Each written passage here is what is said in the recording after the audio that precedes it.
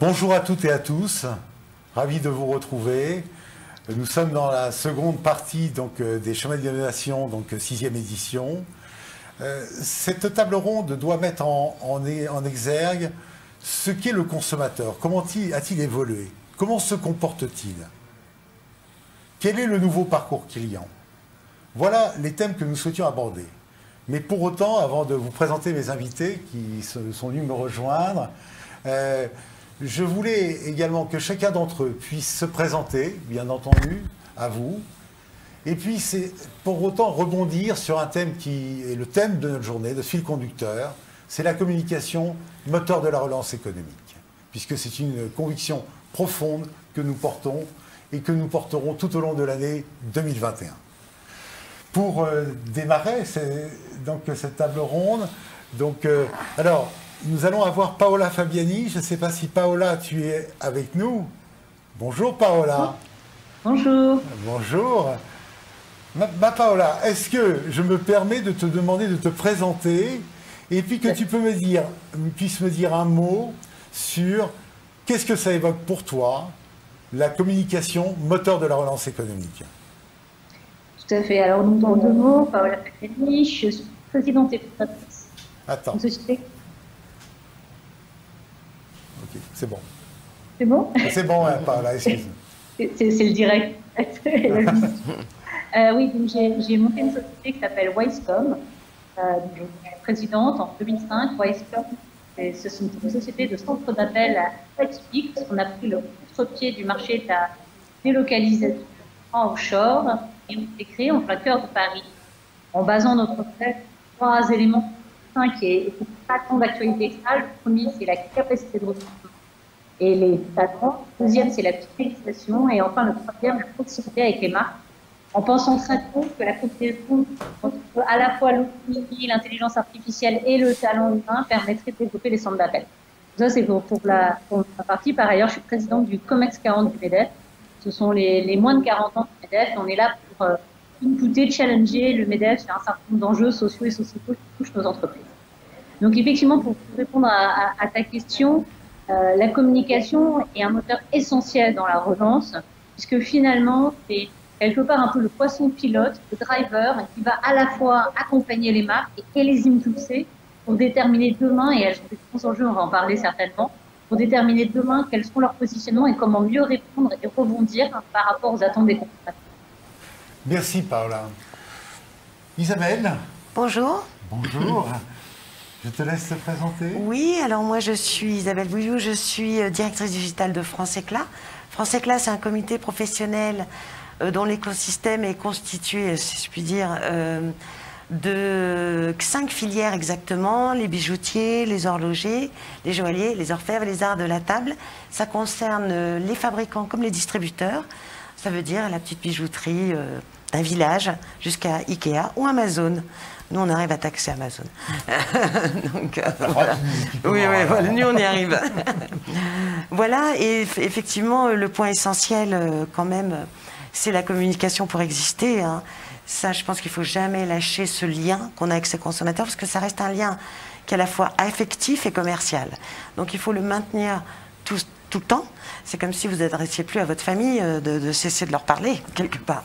Voilà, donc il faut leur parler tout le temps, et c'est un moteur. D'autant plus, et je suis d'accord avec Paola, maintenant qu'il y a des outils différents pour aller communiquer avec eux, avec les clients, hein, je parle entreprise et clients, et aussi en B2B. Moi, ça me concerne, je travaille avec des fabricants, des distributeurs. Donc là aussi, les fabricants doivent aussi maintenir le lien avec les distributeurs. Merci Isabelle. Charles?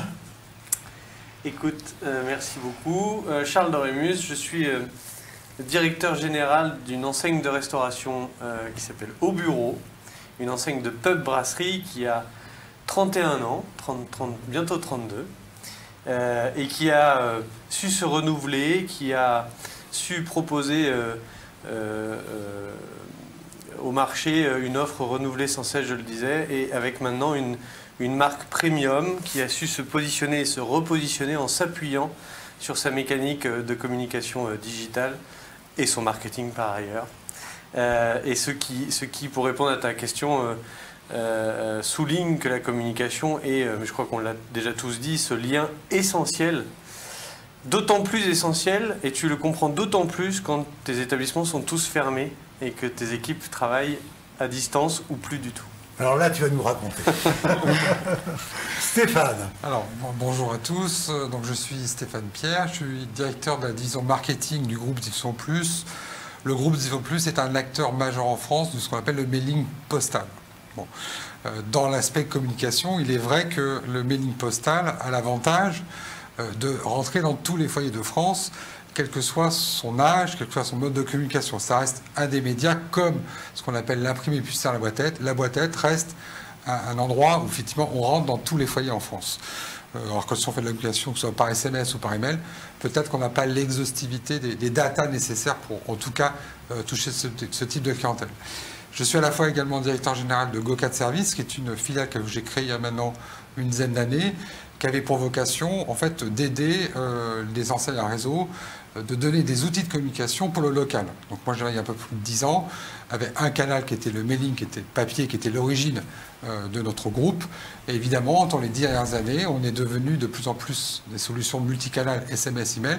Et notre quotidien, effectivement, c'est d'aider les enseignes à réseau dans leur particularité locale, puisque comme on l'a vécu cette année avec les confinements totaux, les confinements restreints, etc. Certains pouvaient ouvrir, d'autres ne pouvaient pas ouvrir. Et il est vrai que des solutions comme la nôtre ont permis effectivement à ces anciens réseaux de pouvoir communiquer en fonction du lieu géographique, des contraintes qu'ils avaient. Et donc là, c'est notre quotidien de les aider constamment dans cette problématique que nous vivons aujourd'hui. Voilà. Merci à vous. Comme vous le constaterez, on est dans des secteurs d'activité éminemment différents. Donc tous savent parler au consommateur final d'une façon ou d'une autre. Paola, est-ce que je peux reprendre langue avec toi? Oui. Paola, d'abord, je crois qu'il faut qu'on souligne très largement donc l'originalité donc de ta société, hein, au-delà de tes fonctions importantes institutionnelles, sur le parti pris. Le parti pris de dire on est capable de construire donc des centres d'appel sur un territoire national, on se positionne en tant que premium, et ça c'est un parti pris fort, et bien sûr on va développer nos activités donc, sur notre territoire national. Tout à fait. Dans ce contexte-là, tu as une vision, et ça tu vas nous l'expliquer par rapport à tes expériences clients. Ce qui m'a marqué, tu m'as dit, tu sais Dominique, maintenant on est même capable d'aller dans la relation client jusqu'au client final, dans le métier qui est le mien. Et tu es un acteur, et je rappelle peut-être des éléments que tu as soulignés, c'est que le secteur d'activité qui est le tien est un secteur dont la France, on est les champions du monde. Oui. Donc, tu as une connaissance donc, du consommateur final sur plusieurs prismes, B2C, B2B, mais qui va parfois dans des dimensions de conseil qui sont de très haute valeur ajoutée. Donc, peux-tu nous en dire un peu plus, si tu veux, sur à la fois le modèle qui est le tien, mais aussi l'écoute que tu as de ton consommateur, et comment tu le vis, comment tu le vois évoluer, changer ou pas, et modifier radicalement, effectivement, donc l'approche qu'il peut avoir vis-à-vis des marques. Merci Dominique pour cette excellente présentation de Westcom, je pourrais faire mieux. Oui, effectivement, nous, on a fait un pari très engagé en 2005 parce qu'effectivement, personne n'imaginait des centres d'appel en plein cœur d'une grande ville comme Paris. Et puis, par ailleurs, comme tu l'as cité, chose méconnue, c'est que la France est leader mondial des centres d'appel. On a souvent l'impression que c'est très anglo-saxon comme métier. Eh bien, pas du tout. La France est leader et compte parmi le top 5 mondial, 3 Français. C'est vraiment un secteur qui montre aussi l'innovation française et l'innovation. Je défends beaucoup le fait du service. Effectivement, l'innovation française. Après, effectivement, ce consommateur, il a énormément évolué. En 2005, le consommateur n'avait pas tellement, on l'entendait, on l'écoutait, on l'attirait. Toutes les questions de fidélisation, de satisfaction étaient moins premium. Pourquoi? Parce que finalement, il n'y avait pas l'émergence de l'influence. À partir de 2008, 2010, 2015, là, le consommateur est devenu influenceur. Il a pu s'exprimer, il a pu mettre en péril des marques ou les promotions. Et donc, il a complètement changé de rôle. Les marques aussi ont changé finalement leur façon d'envisager le centre d'appel et leur façon d'envisager notamment le service client, par exemple. Et puis est arrivé, je fais une rapide histoire, est arrivé 2020. Et là, 2020, le Covid. Et là, le consommateur s'est complètement transformé. Et donc, effectivement, 2020, c'est plusieurs choses. Alors, j'ai pour habitude de dire que le Covid, pour moi, c'est pas un game changer, c'est-à-dire qu'il n'a pas révolutionné les choses, il les a accélérées. Il a accéléré un certain nombre de choses qui étaient déjà sous-jacentes, déjà émergentes, et il les a boostées d'un coup. Bien sûr, le télétravail et la visio qu'on est en train de faire, ce qu'on fait, n'aurait jamais été imaginable il y a un an maintenant. Mais ça a aussi boosté, par exemple, le rôle des centres d'appel. Nous, on a toujours cru, et dès le début, on a parié sur l'humain, sur la valeur ajoutée, c'est comme ça qu'on s'est positionné, c'est comme ça. Tout le modèle est basé sur, finalement, le fait qu'on puisse être compétitif en étant dans des zones géographiques forcément plus coûteuses, parce qu'on va miser sur le temps des personnes et on va être capable d'apporter ce supplément d'âme qui va faire la différence pour les marques dans leur relation avec leurs clients, que ce soit en B2B ou en B2B. C'est un peu notre modèle. Et finalement, eh bien, le Covid a accéléré cette logique et on a quelque part réussi à voir que le centre d'appel pouvait apporter ce supplément d'âme, puisqu'on avait un contact physique, dans le premier confinement notamment, et finalement on a fait émerger ce rôle du centre d'appel qui apportait ce lien social, et au lieu de le voir comme quelque chose qui vient chez vous, dérange le soir et sollicite, c'est devenu finalement cette petite relation quotidienne, cette personne qui pouvait apporter un peu plus de chaleur, notamment pour les personnes. Ça a été un point important. Après, ce consommateur, il a, avec le Covid, il a complètement évolué. Il s'est transformé. Il y a deux axes qui me semblent assez importants à mettre en avant. Le premier, le plus important, le chapeau, c'est qu'en fait, finalement, le Covid a fait émerger consommer, c'est finalement un acte engagé, un acte d'engagement, voire même parfois un acte politique. Et donc, le consommateur en a conscience comme jamais. C'était déjà une tendance, mais ça a vraiment été quelque chose de beaucoup plus marqué. Maintenant, on se rend compte que le consommateur, quand il consomme, quel que soit le type de consommation, quelque part, il fait en même temps, il apprend son tampon, il valide à la fois des éthiques, des comportements de la marque, des engagements de la marque et des actions, et en même temps, son rôle de consommateur qui est très proche de son rôle citoyen. Ça, le Covid a beaucoup changé ça. On a une étude, une société qui s'appelle Einstein, qui a fait une étude très intéressante sur finalement les attentes des consommateurs. Et on a souvent tendance à se dire que consommer mieux, consommer plus sain, consommer plus éthique, c'est vraiment l'apanage des revenus plutôt élevés ou des pauvres ou autres. Et en fait, on voit à travers cette étude quelque chose de très très intéressant post-Covid, qui se rend compte que finalement toute classe de population, et le Covid sur différentes typologies, est intéressée par consommer mieux et payer un peu plus cher dans son quotidien certains produits pour se garantir derrière à la fois un acte engagé et en même temps un acte La crise, en fait, a mis en avant finalement le pôle sanitaire. C'est-à-dire que ça touche surtout les produits qui sont liés à la santé, à la cosmétique, à l'alimentaire et au prêt-à-porter. Et puis le deuxième point, moi je trouve que le nouveau consommateur, le pôle sanitaire, après il a le pôle éthique, il veut des marques qui sont dans l'alignement de sa pensée, il veut donner du sens à son achat. Et puis le troisième point, c'est qu'il veut surtout disposer du mode d'acquisition qu'il souhaite au moment où il le souhaite. Le Covid a boosté ça, c'est-à-dire qu'avant, finalement, parfois en boutique, parfois dans des relations entre guillemets, sinon aussi à distance. Mais en fait, finalement, là, ça a complètement rabattu les cartes.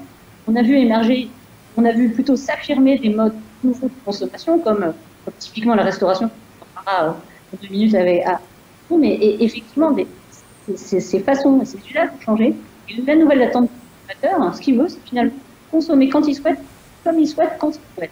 Et le grand défi des marques, c'est de répondre à cette double attente, à la fois l'acte engagé, et en même temps consommer comme il le souhaite, quand il le souhaite, et puis apporter une réponse sur. Il est loin d'être forcément si simple avec une réponse homogène de la part de la marque. Il faut essayer d'accompagner les marques sur ce point. Merci Paola, je crois que c'est extrêmement éclairant. Charles, alors moi je suis, quand j'ai eu à échanger avec toi pour préparer cette réunion, j'ai été enthousiaste au terme de notre échange, dans un contexte aussi difficile, qui est celui que vous vivez, votre enseigne vie. Vous fédérez des franchisés, vous êtes aussi succursalistes. Comment, à la fois, on tient, effectivement, je dirais, ces franchisés, comment eux-mêmes donc, ont pu, ou pas, d'ailleurs, pour reprendre langue avec leurs clients finaux, comment vous l'avez vécu, vu, qu'est-ce que tu fais pour, effectivement, comprendre aussi où est le consommateur que vous avez perdu, comment ça se gère une telle situation, donc absolument inédite, sans précédent, où l'activité, tu me disais, on n'a pas fermé. Alors ça, c'est pas très clair pour moi. Donc, je voudrais que le public ici présent le comprenne. Comment on peut être aussi enthousiaste, aussi dynamique, aussi pertinent, et tu vas nous le prouver, dans un climat qui est celui que nous vivons, et est-ce que ça a été un moment peut-être aussi de réflexion? Je ne sais pas. Peux-tu nous faire partager cette situation? Allez, on a 5 minutes. Avec plaisir, merci pour cette entrée en matière. Comment on gère cette situation, et comment on reste enthousiaste, comme tu dis, dans cette situation, soit en étant totalement inconscient, comme tout bon entrepreneur, ou soit en étant totalement conscient et en maîtrise de ce qu'on fait. C'est l'option qu'on a retenue, notamment sur ce deuxième vague, ce deuxième confinement, en tout cas, qui avait démarré en novembre dernier. Et tu le disais, on est resté ouvert. C'est-à-dire que, évidemment, pas tous les hauts bureaux. Il y a 152 établissements à fin décembre de l'année dernière. Et pour la petite histoire, non seulement on est resté ouvert, je vais l'expliquer, mais en plus, dès qu'on aura le droit de réouvrir, on en a déjà 10 de plus qui sont prêts à ouvrir. C'est dire à quel point on est resté ouvert, pour répondre à ta question. Et on le doit, alors je parle un peu en tant que trésorier de la Fédération française de la franchise, on le doit à nos partenaires, à nos franchisés. Je pense que c'est important, en tout cas dans mon métier et dans mon enthousiasme, de rappeler que celui-ci est collectif et que c'est énormément, ça a beaucoup de sens, ce collectif, ce sens du collectif. Tout seul, tu es plus facilement inconscient. À plusieurs, tu es plus facilement pleinement conscient. Et c'est pas neutre en communication. Alors ça a d'autres problématiques, mais c'est pas neutre en termes de communication, en termes de lien.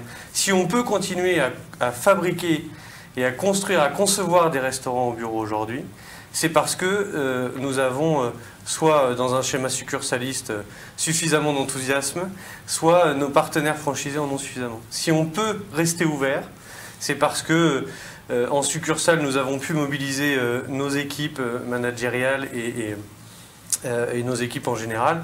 Et c'est parce qu'on a su faire adhérer, fédérer nos franchisés pour leur expliquer le bon sens de cette démarche. Et je te l'avais dit, je crois, la sincérité de cette démarche. On est dans un modèle économique assez peu confortable. Pour le moins. Pour le moins. C'est pour rester enthousiaste. On est assez peu confortable. D'abord, on est resté ouvert sur un modèle qu'on appelle click and collect, vente à emporter et delivery, donc souvent via des prestataires connus. C'est un modèle économique qui n'est pas forcément à l'équilibre, qui est complexe. C'est pas le sujet aujourd'hui, mais ça serait important de l'aborder.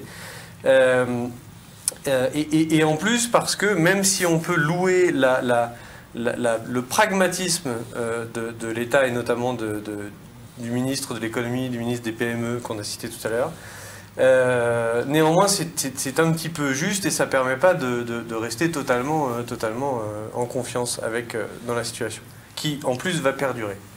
Alors, on reste enthousiaste aussi parce que ce qu'on a fait depuis, et je vous le disais tout à l'heure, au bureau à 31 ans, ce qu'on a fait depuis 31 ans, le on est vraiment encore une fois collectif. Moi, depuis 4 ans avec l'équipe, mais c'est aussi ce qui nous rassemble aujourd'hui et c'est ce qui transpire dans les bonnes communications sincères. C'est la valeur de la marque, c'est la valeur qu'on a de la communication en passant par la marque, en passant par le management et en passant par la vision et le dynamisme qu'on veut donner. C'est ça qui doit ressortir dans la communication et c'est ça qui porte aujourd'hui un réseau à l'arrêt, comme au bureau, et qui permet de rester enthousiaste parce que tu n'es pas tout seul, parce que nos franchisés, et encore une fois j'appuie sur ce levier extraordinaire de création d'emplois, d'entreprises et d'entrepreneurs. C'est une sorte de chaîne de valeur. Extraordinaire qu'est la franchise. comme diraient d'autres, une assurance entrepreneur. C'est extrêmement fort. Et c'est ça, c'est l'ensemble de ce que je viens de décrire qui permet d'être en confiance, d'être enthousiaste, d'être transparent et d'aller vers nos clients en restant ouvert. Et donc d'avoir un sujet de communication, soit sur la valeur intrinsèque de ta marque, qui perdure. Au bureau, c'est un lieu de vie. C'est un pub, c'est une brasserie, c'est un lieu de vie. Tu peux régulièrement venir regarder un match de football. La marque communique sur ses événements, communique sur sa valeur sportive du collectif, etc. On voit à quel point tout est global, finalement. Tout est pensé en chaîne de valeur et pas juste « Ah, il faut absolument communiquer, il faut aller chercher 500 clients de plus ». Même quand tu es fermé avec cette chaîne de valeur-là, tu peux reproduire la même chose, même si ton client habituel va regarder de chez lui. Soit parce qu'il va penser au bureau à ce moment-là, et donc tu gardes le lien, soit parce qu'en plus il va pouvoir commander chez au bureau, se faire livrer, et donc tu gardes encore plus le lien, puisque là il redevient commercial, en termes de service il est palpable. Soit parce que simplement tu as une pensée pour ces bons moments que tu as aimé vivre et que tu aimeras revivre. Et là, tous les canaux sont à notre disposition, de la télé, en passant par les réseaux digitaux, le print, etc., etc. Charles, alors, le consommateur, comment vous l'avez regardé pendant cette période? Comment vous l'avez analysé? Comment vous allez le retraiter? Ou comment vous allez lui adresser les bons messages? Est-ce que vous avez des modifications parce que je sais que tu es sur le territoire national, oui. Donc à la fois sur des grandes et des petites villes.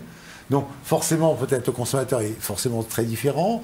Quelle est la stratégie, la politique que vous adoptez vis-à-vis de cette cible finale?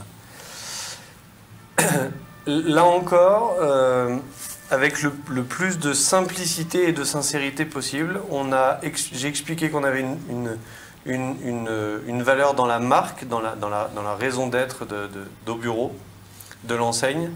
Ça, c'est national et c'est un repère, c'est comme un phare au milieu de la mer, on sait où aller, comment aller.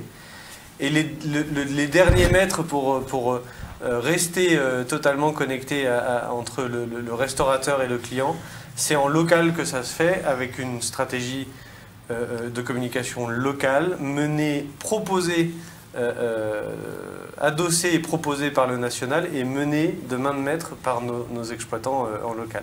Oui.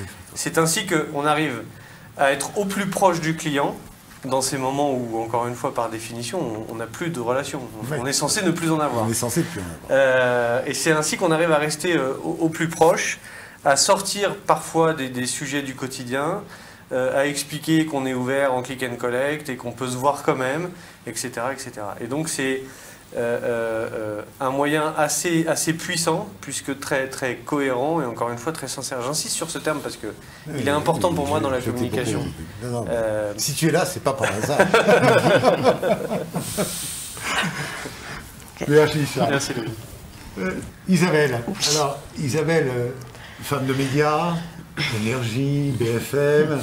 Aujourd'hui, la transformation digitale d'un réseau aussi dense qui est le tien, c'est 14 000, tu l'as rappelé tout à l'heure, donc effectivement, bijoutier, horloger, bon, de toute taille.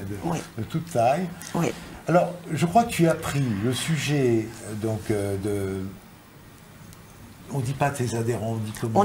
On dit des ressortissants. C'est le mot poli pour dire qu'on taxe les entreprises et en contrepartie, on leur offre ce service. Oui, une collective. Voilà. Alors, et en tu as pris sous le prisme de l'innovation. Oui, merci Dominique. Alors, en fait, il a fallu déjà identifier où on était. Et c'est vrai que je rebondis sur ce que disait Paola tout à l'heure. Le client, il a changé avec aussi la crise.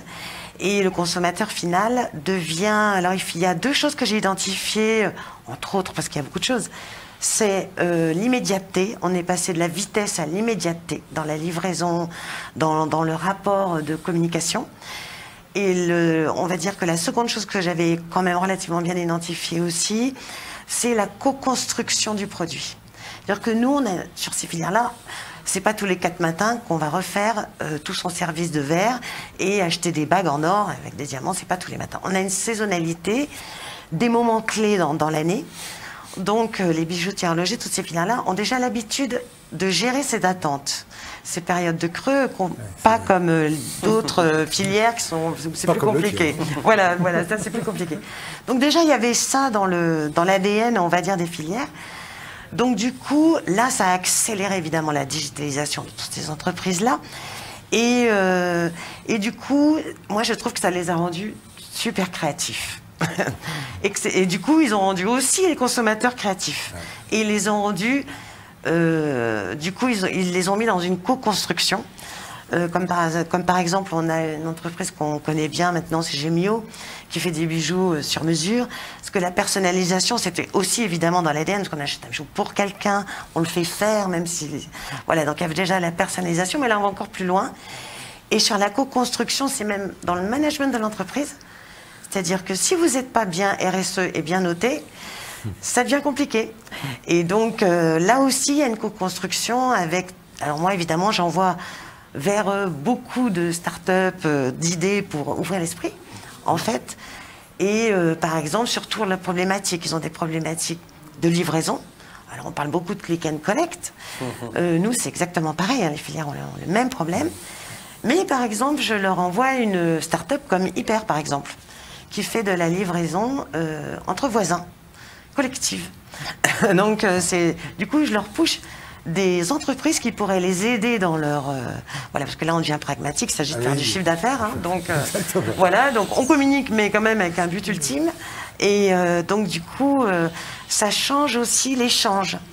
Ce n'est plus du haut vers le bas, c'est un échange, en fait, entre les consommateurs et les entreprises qui est sans arrêt.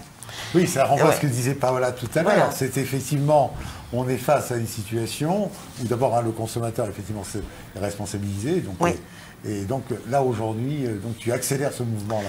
Voilà, et quant à la vitesse, là on est passé très très vite à une extrême vitesse qui est l'immédiateté. Je vais te livrer maintenant, je veux qu'on me change mon produit tout de suite, je veux qu'on me rembourse tout de suite s'il ne me plaît pas, je veux payer avec tous les moyens que je veux.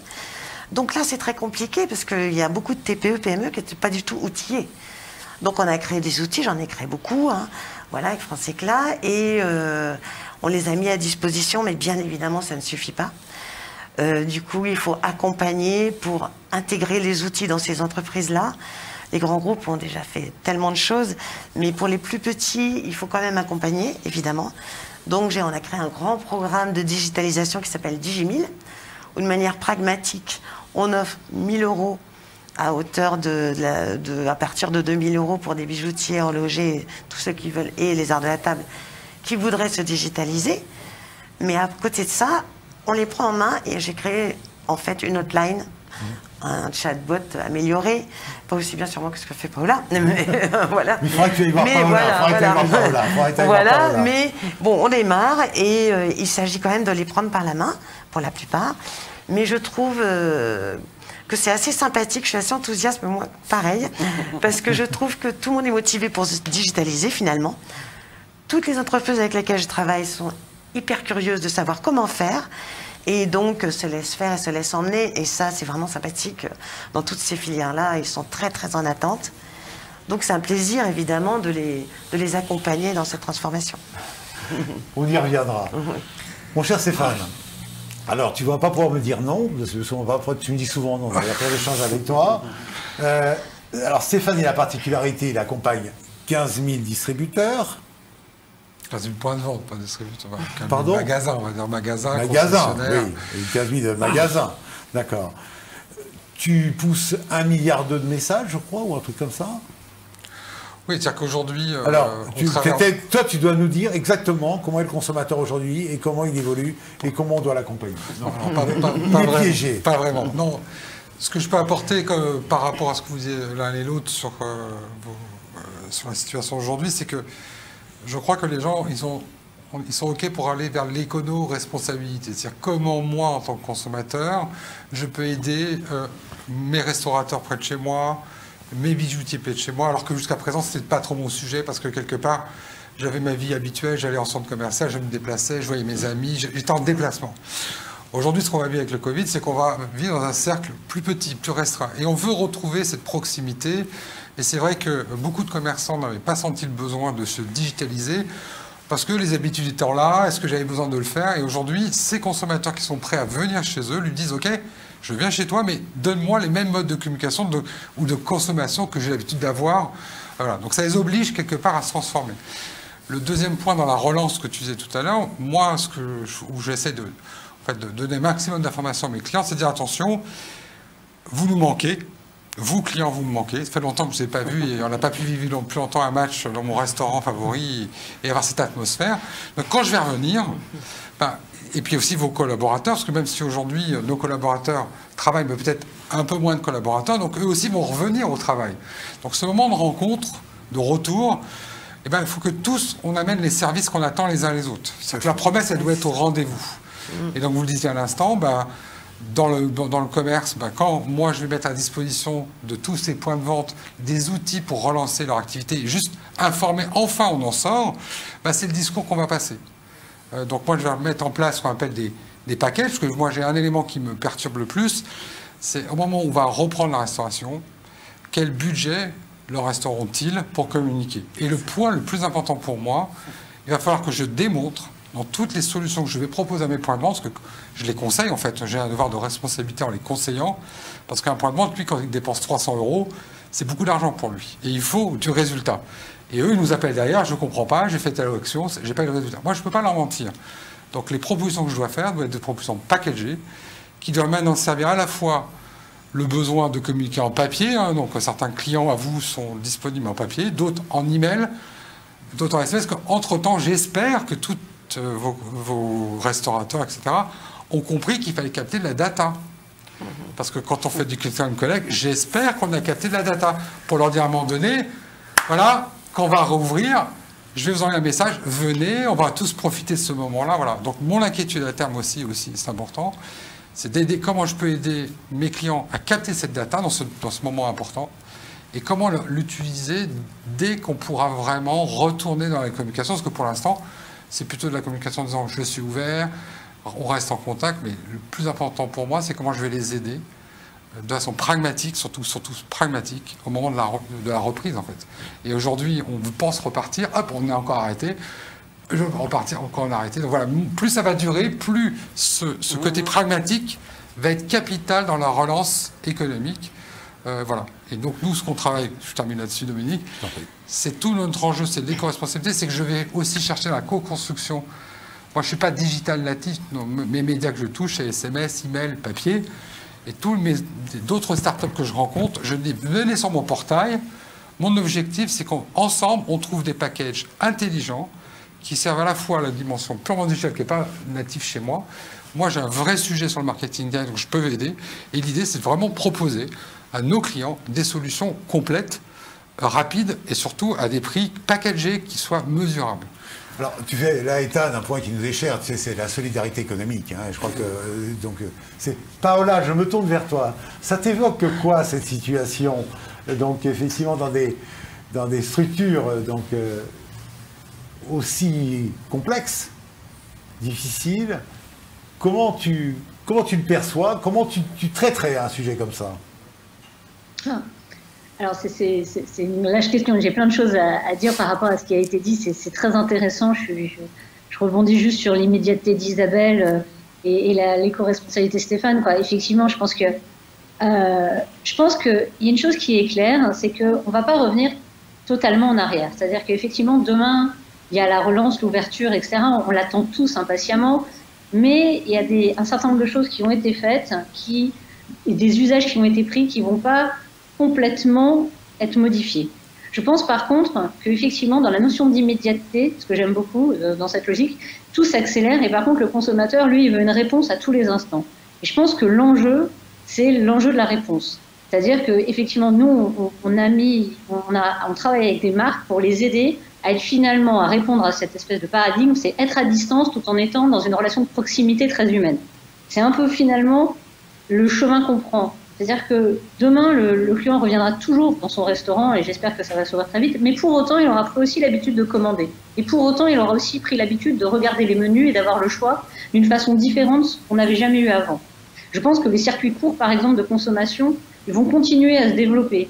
et la livraison à domicile d'un certain nombre de choses va continuer à évoluer. Nous, par exemple, on a mis en place pour des grandes marques de cosmétiques des conseillères beauté. C'est quelque chose qu'on n'aurait jamais imaginé. C'est-à-dire qu'en fait, les instituts étant évidemment pour partie fermés, ou rouverts, fermés, et ainsi de suite, eh bien effectivement, il y a un certain nombre de clientes, majoritairement, qui sont d'accord pour faire un diagnostic beauté en visio pendant 30 minutes, à l'issue duquel, en fait, on leur fournit un certain nombre de produits. Donc finalement, ces usages n'auraient jamais pu émerger avant, et je pense qu'ils vont rester, parce que c'est une facilité de mise à disposition, une facilité... Donc l'enjeu, pour nous, c'est justement pour sortir de cette crise et rebondir, c'est que les entreprises prennent en compte que finalement le monde s'est transformé, que ce qu'on recherchait avant et le lien social a vraiment émergé, mais pour autant les usages vont continuer à se transformer. C'est pas pour autant que ceux d'avant vont disparaître, mais par contre ceux qui ont émergé là vont continuer à évoluer et être de plus en plus prégnants. Et donc par rapport à ça, pour moi, un des points majeurs, c'est une association, un assemblage, et j'aime bien l'idée de Stéphane, effectivement, c'est l'assemblage des talents, l'assemblage des innovations, des entreprises, c'est de réunir, en fait, pour une marque, l'ensemble des composantes nécessaires à offrir une réponse la plus pertinente possible au moment donné dans le besoin et l'attente du consommateur. Parce que lui, il n'est pas là pour construire des réponses, hein. Il est là pour définir des attentes et des besoins. Il cherche pas à dire, voilà, je voudrais qu'on me donne telle réponse. Il dit, voilà, moi, je suis à tel endroit et je veux ça. Et là, en fait, pour moi, c'est l'association de la data, c'est l'association de l'intelligence artificielle, parce que le consommateur, on voit qu'il a quand même développé de l'autonomie, le self-care, on parlait des bots, et alors il y a bon et mauvais bots, mais on va vers le bot, qu'on le veuille ou non, et on prône le bot pour un certain nombre de choses, que ce soit le mail bot, le chat bot, les SMS bots et ainsi de suite. Parce qu'effectivement, le consommateur, il a développé son autonomie. Il veut 24 heures sur 24 pouvoir être servi. Parce que maintenant, on lui en a donné l'habitude et qu'il voit qu'il peut l'avoir dans certains secteurs, donc il faut qu'il l'ait. Mais ce n'est pas l'unique réponse, il faut aussi avoir une rencontre physique. Donc c'est vraiment l'association de l'analyse de la data, je reprends le point du big data, l'enjeu essentiel, et ça pour tous les secteurs, pour tous les types d'entreprises, c'est de maîtriser sa donnée. Alors je ferai un point sur la souveraineté numérique, mais voilà, vraiment la maîtrise de la donnée, c'est un des enjeux d'influence de demain. Les intelligences artificielles, parce que finalement le self-care, l'autonomie du consommateur, ça passe par l'intelligence artificielle et la robotisation qui, pour moi, n'est pas antinomique avec la relation humaine et le talent et l'homme, puisque l'homme, à ce moment-là, va intervenir vraiment au moment où c'est essentiel et va apporter finalement ce talent émotionnel, relationnel que jamais la machine ne pourra apporter. Et puis, c'est l'addition de la com, du digital et du marketing qui permettent en fait aux marques, avec l'ensemble de tous ces éléments, de proposer une réponse et aussi de sortir de la crise et de relancer l'image et d'aller chercher ce consommateur. Merci Paola. Charles, lorsqu'on a échangé, je me dis, on va former notre consommateur. Oui. Alors ça veut dire quoi, ça, former le consommateur? Est-ce qu'on doit former le consommateur? Est-ce qu'il est prêt à être formé? Alors, pour resituer le contexte, ça répondait à ta question. Volontairement, je suis sorti du contexte. Mais parce que ça fait écho à ce qu'on a toujours cherché à faire et qui ne fonctionne pas, c'est d'éduquer le consommateur. Éduquer, ça ne marche pas. Donc, former le consommateur, c'est ce devoir d'explication et de changement des habitudes qui conviennent et aux clients, qui doit être notre obsession quotidienne, dans toutes nos démarches, hein, qu'elles soient dans la restauration, dans la communication ou dans le marketing en général.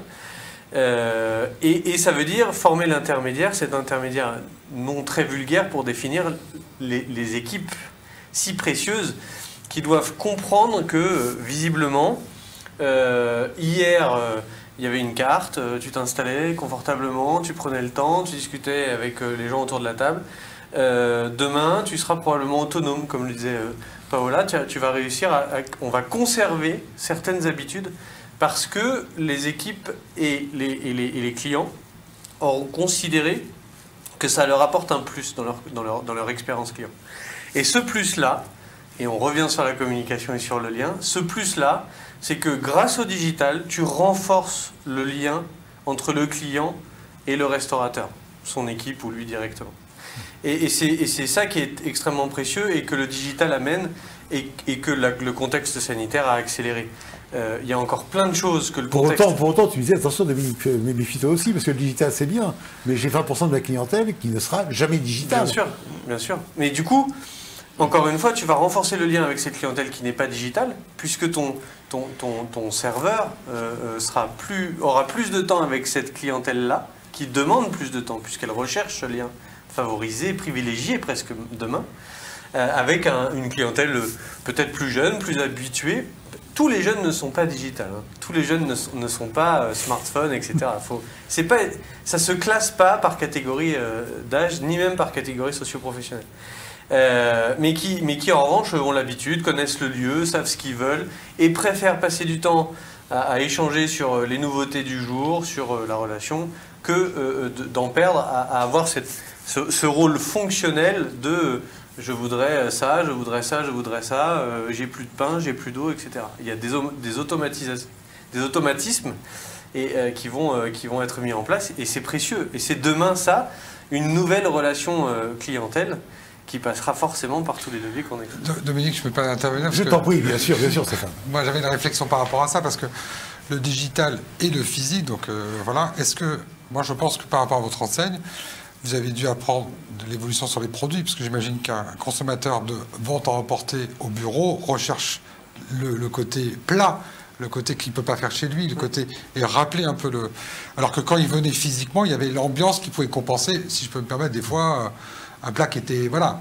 Donc aujourd'hui, est-ce que ça... Je vois pour nos clients une véritable révolution aussi sur le choix des produits. Parce que quand on dit essentiel comme activité, on voit aussi les produits qui continuent à tourner, même dans une situation plus difficile. Et j'imagine que vous, ça vous a appris beaucoup, même sur les plats que vous avez proposés, et vous faire peut-être même évoluer par rapport à cette double clientèle qui va revenir physiquement pour profiter de l'ambiance, mais aussi apprécier vos plats avec peut-être le packaging que vous avez dû apporter dans les sacs pour retrouver cette atmosphère au bureau, mais à la maison. Je pense que peut-être ça fait évoluer aussi vos produits. Ça a fait évoluer le produit, le packaging, vous l'avez dit, on a dit la relation client, ça a tout fait évoluer. On va manquer de temps pour rentrer dans ce détail-là, mais c'est d'une richesse incroyable, c'est d'un dynamisme, c'est pour ça qu'on reste enthousiaste. C'est parce que ça apporte énormément d'informations. La data, c'est encore le sujet de demain. On n'a pas encore traité, tu en parlais tout à l'heure. Mais en revanche, on a appris tellement de choses dans notre capacité à faire, dans les attentes des clients. Paula en parlait tout à l'heure. C'est formidable. Quelque part, c'est formidable. Alors évidemment, on aimerait bien que nos restaurants soient ouverts. Hein. Mais c'est voilà, en ça, c'est formidable. Et c'est ce côté-là qu'il faut voir en ce moment, puisque de toute façon, le reste s'impose à nous. Oui, je suis d'accord. Que ça peut avoir aussi des côtés formidables. Parce que les Français qui sont à la maison, nous, pour les arts de la table, c'est fantastique. Voilà. Et puis, Noël ne bougera pas, la Saint-Valentin non plus. Et de toute façon, les consommateurs continueront à consommer des bijoux et des montres et voilà, les cadeaux. Ce sont des biens tellement affectifs que ceux-là, c'est difficile quand même de les oublier, même en cas de Covid. Donc, moi aussi, je suis quand même confiante et enthousiaste aussi. Enthousiaste. Paola, est-ce que je ne te vois pas? Paola. Oui. Je vais parler à la présidente du COMEX 40. Ah. On va changer de registre. C'est sérieux. Tu es une cliente, je te la présenterai, tu verras, c'est une femme formidable, tu vas te régaler. Non, mais moi, alors, communication, moteur de la relance économique. Est-ce que l'ensemble du COMEX 40 que tu présides est conscient de cela? Alors oui, très clairement. Alors le COMEX 40, c'est les moins de 40. Donc déjà, il y a une approche. Alors même si effectivement, je suis assez d'accord avec la réflexion qui a été faite de Charles, je crois, c'est qu'effectivement, c'est pas forcément les plus jeunes qui sont systématiquement digitaux, mais effectivement, je pense que le COMEX 40 a une réflexion là-dessus. On va même plus loin. On a une vraie réflexion sur la souveraineté numérique. Alors je fais une petite parenthèse, mais parce qu'on parle beaucoup de big data, on parle de tout ça. Nous en parlerons lors de la prochaine table ronde. Ça, c'est important. Ça, c'est très important. Je pense qu'il y a un rôle majeur, et on y réfléchit dans le COMEX 40. On essaye d'agir vers ça, c'est qu'effectivement, la data, on l'a compris, c'est finalement une nouvelle forme de monnaie, une nouvelle forme de pouvoir. Là, on voit la nouvelle politique de WhatsApp, par exemple, qui a été lancée. Donc, on voit que finalement, celui qui a la data aujourd'hui sera finalement le GAFA de demain, entre guillemets. Et donc, effectivement, je pense qu'on a un enjeu européen et français, et notamment au niveau de la com, qui génère énormément de data et qui est assez avant-gardiste sur la data, sa maîtrise et son apprentissage, de vraiment pousser cette souveraineté et cet enjeu pour toutes les sociétés. Et on citait notamment les restaurateurs. Je pense que Stéphane, si je dis pas de bêtises, l'a très bien dit. L'importance de la data et de maîtriser en fait toutes ces informations qu'on est en train de rassembler pendant cette crise, puisqu'on est beaucoup à distance et beaucoup en click and collect et ainsi de suite, ou en VAE, et ben effectivement, c'est quelque part le développement et la fidélisation de demain. Demain, un restaurateur pourra effectivement mener des campagnes de feed, créer des programmes, des choses qui n'ont pas forcément été si systématisées, et ça va pour tous les secteurs d'activité. Donc effectivement, la communication est essentielle. Pour moi, encore une fois, hein, je l'ai dit en introduction, c'est le poisson pilote de la transformation et de la relance. Merci Paola. Bien écoutez, on pourrait y passer, je pense, un soirée ensemble, à partager avec vous, public, et j'espère que ces échanges vous ont permis d'enrichir aussi votre réflexion. Ces tables rondes étaient faites pour les tables rondes d'inspiration, et nous y contribuons, mais n'oublions jamais, hein, Paola, n'oublie pas, hein, et COMEX 40 importe, hein, communication, relance économique. J'ai dit la même chose ce matin au directeur général donc, de l'Union des marques, Jean-Luc Chétry. J'ai dit il faut que maintenant on soit tous conscients que si on ne reprend pas langue avec effectivement notre consommateur, notre cible, si on ne réinvestit pas, la situation va être compliquée pour celui qui n'investira pas et dramatique pour la filière de la communication qui est en grande souffrance. Donc, cette notion-là est une notion stratégique. Essentiel. Merci encore pour tout cet éclairage. Merci Dominique. Merci encore. Pour cette invitation. Et merci de cet enthousiasme dans un climat qui parfois n'est pas toujours facile. Merci.